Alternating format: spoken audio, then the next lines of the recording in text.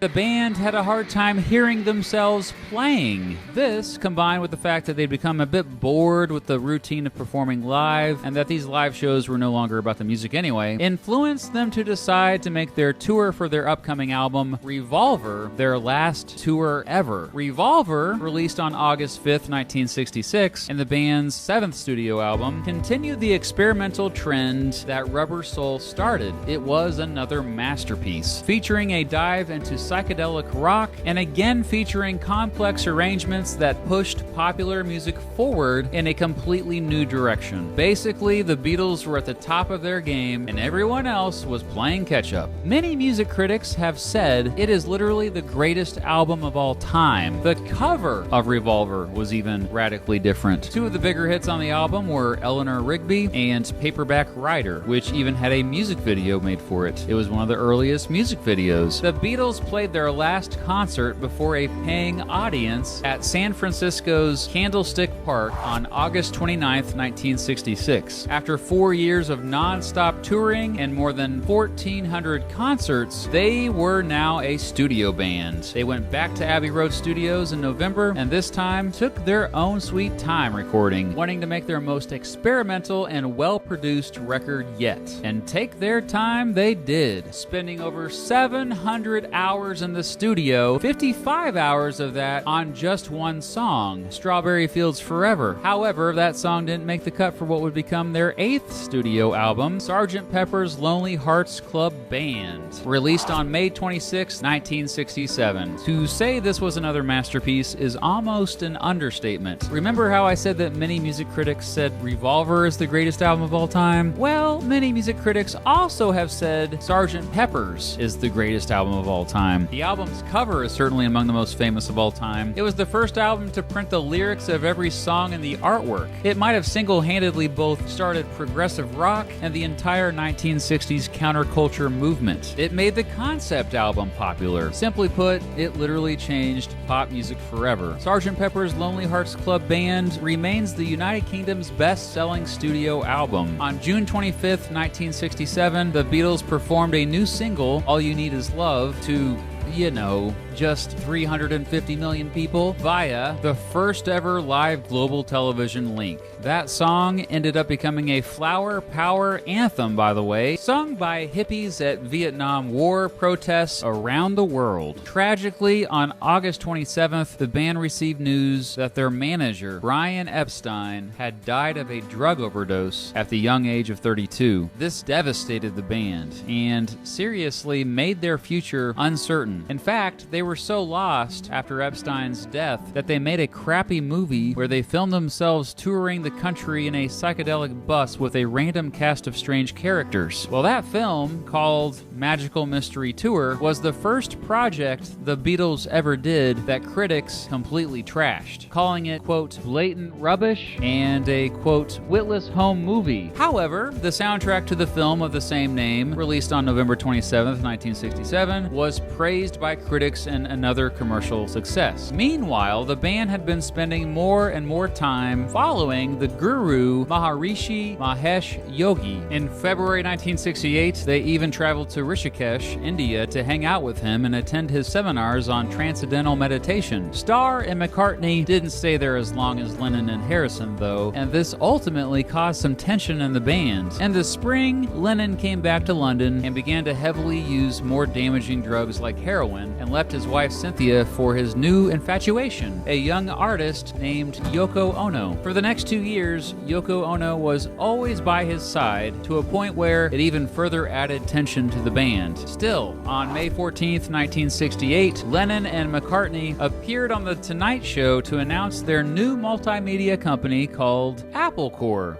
Get it? Like Apple Corps? They launched the conglomerate to help new artists, but ultimately its record label, Apple Records, would be just a creative outlet for the Beatles. On July 17th, a somewhat trippy animated film featuring the band called Yellow Submarine premiered at theaters in London. In October, the band finished up recording a huge batch of new songs, so huge that they would make up a double album. Their only double album, in fact, simply called The Beatles, their ninth studio album would eventually just be known as the White Album because, well, look at it. It had no graphics or text other than the band's name. They released it on their own label on November 22nd, 1968. The recording process was again long and drawn out, and the members of the band increasingly found themselves getting annoyed with each other, even showing up on different days to record different parts. In fact, just 16 of the album's 30 songs have all 4 band members performing, even though there were no official singles off the album. 2 of the bigger hits on it included Obla Di, Obla Da, and While My Guitar Gently Weeps. It was another masterpiece, praised by most critics, by the way. Oh, and of course, eventually sold millions. Not until January 13th, 1969 did they release the soundtrack to the movie released the previous year, Yellow Submarine. It was their 10th studio album, and only got mixed reviews, mostly because the Beatles kind of just threw some leftover songs on it. On Billboard's album chart, the Yellow Submarine soundtrack reached number 2, just behind the White Album, which held at the number 1 position. Around that time, McCartney really wanted the Beatles to start playing live again, believing all this studio work was hurting the band's chemistry. The rest of the band kind of agreed and went along with the idea of touring again. However, rehearsals often did not go well. Sure, Yoko Ono famously got a lot of the blame for distracting Lennon, but all 4 of the Beatles were distracted. January 1969 was actually a busy month for the band. In addition to rehearsals, they started recording some songs how they used to in the early years. On January 30th, 1969, the band, along with soul musician Billy Preston, played a surprise concert right on top of the Apple headquarters in London. The 42-minute set would be the last public performance by the Beatles. Yep, they soon abandoned the idea of touring again. In late February, they decided to record a new batch of songs the way they recorded the White Album. Recording sessions would occur sporadically over the next few months. Preston often joined them, becoming another 5th Beatle. As the months went on, it was clear that the band was drifting further and further apart. The last time that all 4 members worked together under the same roof was recording their song The End on August 18th, 1969. The End?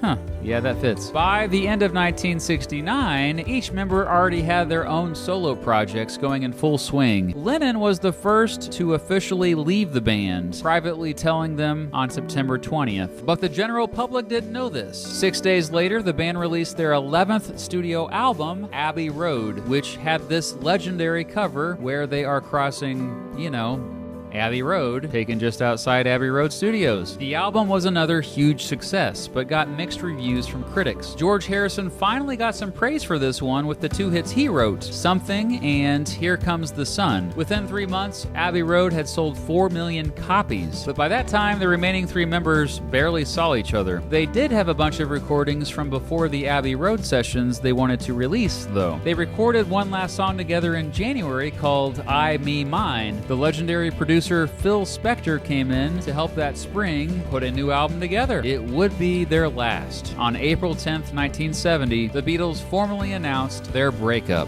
A month later, they released their 12th and final studio album, Let It Be. They also released a documentary of the same name a few days later. That film followed them around during their struggles in the final months of the band, with a highlight being footage of their famous rooftop concert from the previous January. Let It Be was a commercial success, with the hit ballads The Long and Winding Road and the title track. But this one definitely got some more negative reviews. News of the breakup of the Beatles devastated fans around the world. But fortunately for them, all 4 of them had thriving careers as solo artists and with other bands. All of them had hits at some point or another, but the releases of the Beatles would always overshadow their work. An insane fan murdered John Lennon outside of his apartment building on December 8th, 1980.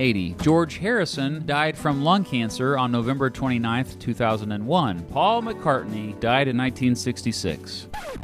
Just kidding. He's still kicking it. In fact, both he and Ringo Starr are still performing and releasing music, and recently reunited to record a song that John Lennon wrote the last year of his life and played a couple songs live together last summer in Los Angeles. Though there were many Beatles compilations and films released in the decades since the band broke up, a couple big ones of note were The Beatles Anthology and One. The Beatles Anthology was a television documentary set set of double albums, and a book that examined the history of the band in way more depth than this video has. Oh, and McCartney, Harrison, and Starr were involved with the whole process. One was a compilation of all the band's #1 singles. It came out November 13th, 2000, and ended up being the best-selling album of the decade, eventually selling more than 31 million copies. Just wanted to get guitars, get in a band, because we didn't really have proper jobs at the time.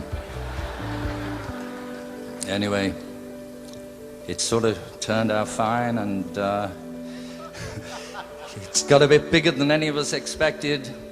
So of course the Beatles were inducted in the Rock and Roll Hall of Fame, but also all 4 individual members have been inducted in the Rock and Roll Hall of Fame. Today the Beatles are widely considered to be the most influential band of all time. They defined an entire generation and transformed popular music forever. Former Rolling Stone editor Robert Greenfield wrote, quote, "In the form of popular music, no one will ever be more revolutionary, more creative, and more distinctive. The band even changed how people listen to music." What's particularly impressive about the Beatles is that they were both critically acclaimed and extremely popular. Critics universally adore them, and they also just happen to be the best-selling musicians in the history of the world, selling more than 800 million albums worldwide. Probably no other musicians will ever accomplish what they accomplished. They are simply the greatest band of all time.